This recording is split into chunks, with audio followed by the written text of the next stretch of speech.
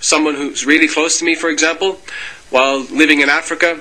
Her cousin was dying. She prayed earnestly for her cousin to get better, but her condition wasn't getting better. So her family went into the city to visit the sick one in the hospital. This person, of course, didn't have enough room to leave, to go with him in the vehicle. It was full of people, so she stayed home. She locked the doors and windows at night, and because she was by herself, she went to her bedroom. She prayed to God, and she asked God to heal her cousin who was sick.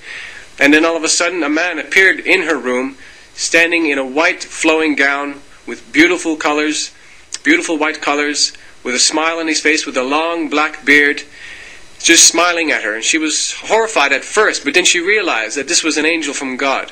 And of course, she was in Africa where there was no white people at that time, so this was confirmation to her as well. And she's a Muslim. Again, another miracle from Allah. He forgot that in Islam, angels don't wear white clothes. This is number one. And in Islam, the angels have one look. They have the look of a guy. His name is Dahi al-Kalbi, and we can show that from the hadith. And this was the boyfriend of Muhammad, because Muhammad he never saw angels except in the look of Dahi al-Kalbi. And I want somebody to explain to me why is that. Secondly, you said, whoever you are, that this woman, she prayed to Allah, and Allah, he sent her a messenger, and that was a miracle. What did the messenger did recovery for that man who was dying, her cousin? You do not tell us. Please tell us, because I want to know. Because if this has happened, I want to know why Allah, he did not save the kids of Muhammad. Why Allah, he did not send any of his angels to save Muhammad kids who did die. Don't you know that Muhammad, he have, according to Muslims, boys who did die because they get sick? Did he pray to Allah? I don't think so, because if you pray to Allah according to you, and Muhammad is a good believer, right? Allah, he should save his kids.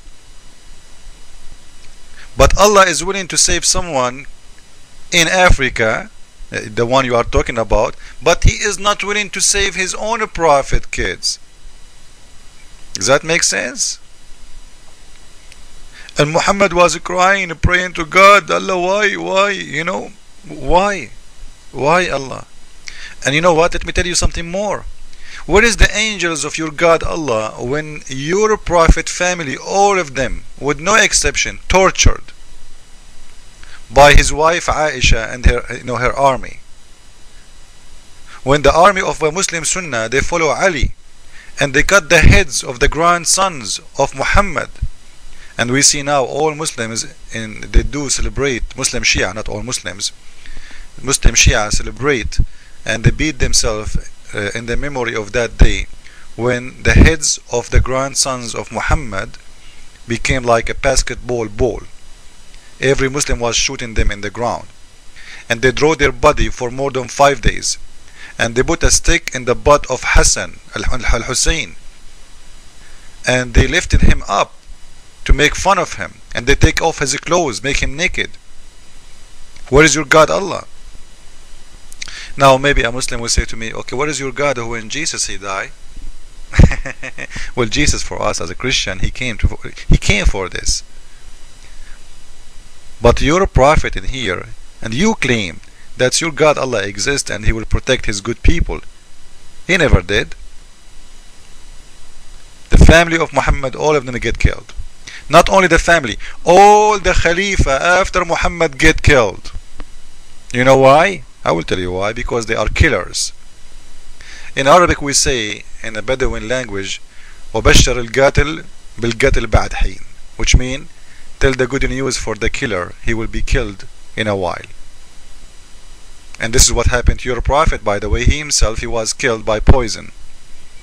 Go and read what happened to him. Why he was not able to eat for the last 3 years. Whatever he eat, he threw up.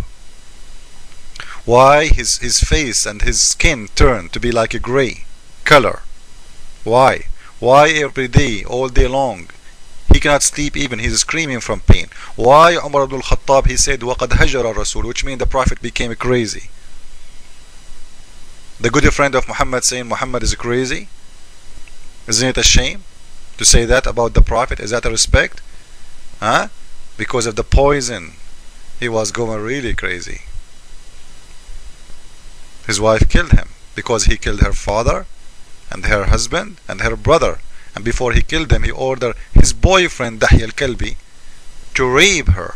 And this woman is Safiya, the Jewish woman who Muhammad killed her family and her tribe. 900 Jews killed them all in the front of her face. And don't forget to mention killing her father and her brother and her husband in front of her eyes. And before he killed them, he ordered Dahi al-Kalbi to rape this woman in front of them. So let us talk smart. I don't know if I can ask Muslims for that. I think this will be an insult. Muslims talk smart, it's impossible. Because the man who believes that Satan will play with his butt when he's praying, as the hadith say, he can't be smart. The man who believes that a prophet of God, he fly in the top of a donkey with 2 wings, he can't be smart. The man who believes when he go to heaven, the sperm of the heaven, sperm of men will be the rain of heaven, and each woman will be 1 mile butt, and 72 women at least, and 300 boys. He can't be smart. But you know what? Muslims are smart, and we are fool.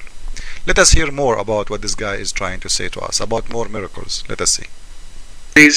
And I don't have enough, I forget, for example, to take my bank card with me, and I've only got some small money, pocket money, change, and a few bills in my pocket. I go to the supermarket, and then I realize when I'm in the checkout line that I forgot my bank card or my credit card, whatever it may be. And then so I just pray a little prayer to God, please let me have enough money for all of these groceries, Lord Allah. And then all of a sudden it happens to me that I have the exact amount of change in my pocket as I need to have to buy the groceries. It happens to me all the time. Say, for example, it's $7.11. That's exactly the money I have in my pocket when I pray these prayers. And it happens to me all the time. So to me, those things are miracles. What's the challenge?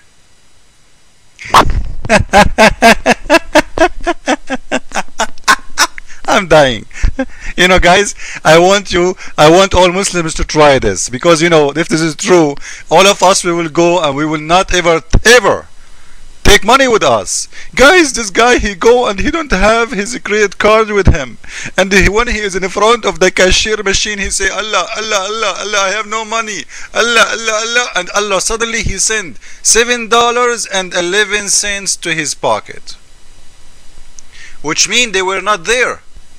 Be careful, because if they are there, what a big deal. You check, you know, all of us, when we check for money, what we do, we check our pockets, which means you check your pocket, you never found them, right? So the money came after. So according to him, the money sent down from Allah. You know what? You know what? You are a liar. You are a big fat liar. I'm not insulting you, I'm just describing you. Because I am, and all the Muslims in the Middle East, they are hungry. I know my nation. If Allah will send us money down, we will not see millions of Muslims dying in Darfur. Because of hunger, because of white Muslims are killing the black Muslims. Go and see Indonesia, go and see Bangladesh, go and see all those countries. They are a Islamic country. What are you talking about, man? Allah sent you $7.11, and each time this happened to you, like, are you the kind who have illusion life?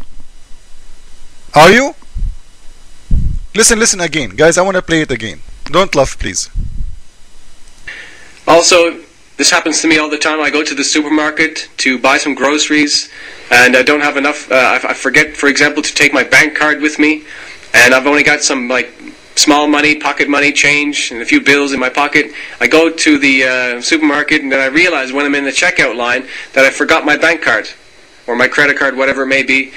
And then so I just pray a little prayer to God, please let me have enough money for all of these groceries, Lord Allah.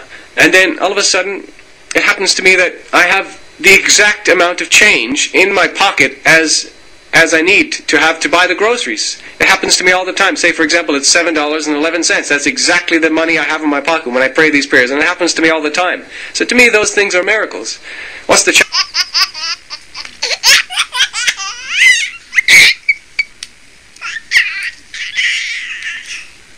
market to buy some groceries, and I don't have enough. I forget, for example, to take my bank card with me, and I've only got some small money, pocket money, change, and a few bills in my pocket.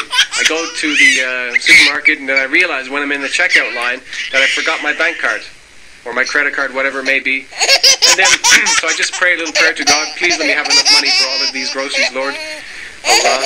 And then all of a sudden, it happens to me that I have the exact amount of change in my pocket as I need to have to buy the groceries. It happens to me all the time. Say, for example, it's $7.11. That's exactly the money I have in my pocket. Happened to him all the time. Did you hear it? All the time happened to him. No comment. Bye-bye. One day I prayed, God, please let me get a salary raise at work. There was no reason for me to believe I was going to get a salary raise because I had not been talking to my bosses about that issue.